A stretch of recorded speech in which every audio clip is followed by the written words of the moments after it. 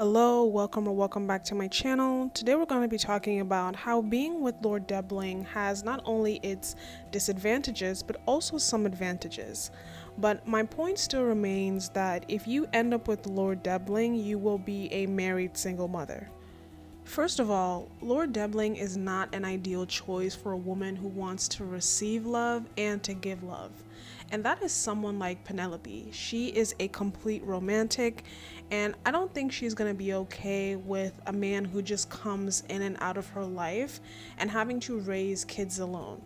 Even though she wasn't really close with her sisters, and I think she has quite a shaky relationship with her mom, I would still believe that she's someone who would enjoy having a strong and connected family. And with the way Lord Debling wants to live his life, I really don't believe Pen or any other woman who is looking for love will be able to receive that from him. And initially, I truly believe that Cressida was the perfect match for him because, number one, she was trying to escape being married off to her dad's older friends, and she also seems like someone who, even though she has a mean or harsh exterior, she's really looking for love and friendship and connection. But if she were to end up with Lord Debling, I feel like she would become very lonely. And even though she's trying to escape her harsh living conditions in terms of her family not really being emotionally supportive, I feel like she would be very sad. And she deserves more than just a quote unquote practical and impersonal marriage. Moving on to my second point, he said he wants to travel for 3 years right after he gets married. He wants to focus on nature and his interest.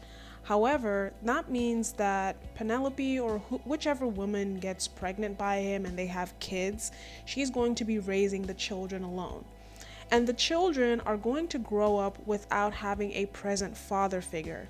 So yes, he might send them gifts, he might set them up in this huge home, but he's still not going to be present. And again, that's a married single mother. And I know that the time period makes it more acceptable, but I wonder why a man who has so many issues with his family because he cut them off because they didn't really understand him, I wonder why he would kind of repeat the cycle that he experienced with his family and then transfer it to this new family that he's creating. And I think the children will suffer from this kind of situation, and the fact that he doesn't care speaks more about his character than anything else. Moving on to my third point, he is a naturist, he is a vegetarian, and he really seems to care about plants and animal life. However, he is not a philosopher, he is not a scientist, he is not a writer. He is not making any type of great historical or scientific inclusion to this area of study that he's so interested in.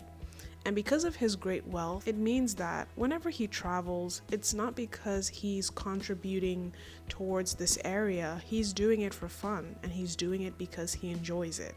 And I get that everybody needs their hobbies and interests, but again, it's such a selfish thing. And my last point as to why it would be a disadvantage to marry Lord Debling, especially if you're looking for love, is when he told Penelope that he does not approve of her getting comfort, if you know what I mean, when he's away.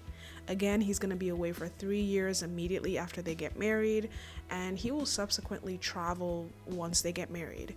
So that means she is not allowed to find solace in anybody else. She is not allowed to physically or emotionally tend to her needs. And I know that it's marriage and there's a sanctity to that, but do you really think that Lord Debling is going to be traveling all around the world and he's just going to keep himself chaste? I don't think so. Now, I don't want you to think I'm completely against Lord Debling or I'm his hater, because I totally agree and support him for not wanting to get married to Penelope because she is in love with Colin. He has every right to choose what he wants in a relationship, and it may be unconventional, but it's what he wants. And if he can find someone who is willing and agrees to his terms, then I support that. Now, one major advantage to marrying Lord Debling is you get your freedom as a woman. And in Penelope's case, she would be able to further her career as Lady Whistledown. And if she ever wanted to publish a book, she could do that. She would have the resources, the money. She could even start her own printing press in her own palace or backyard. And that's something most women will never get the chance to do in that Regency era.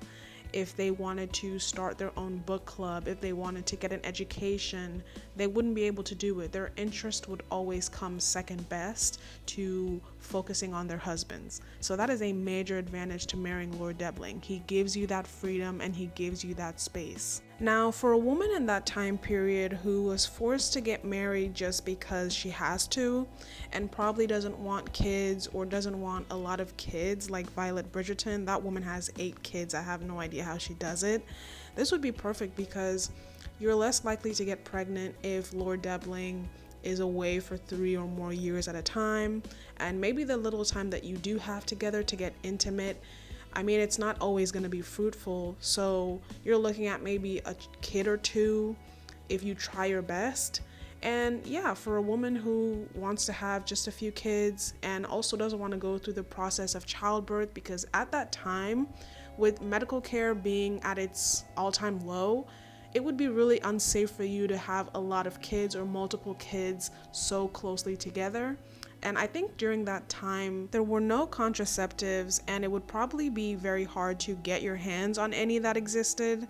And so, again, for a woman who just wants to have maybe 1 or 2 kids, or maybe no kids at all, this would be very perfect. Now, the last major advantage is Lord Debling is 100% a catch.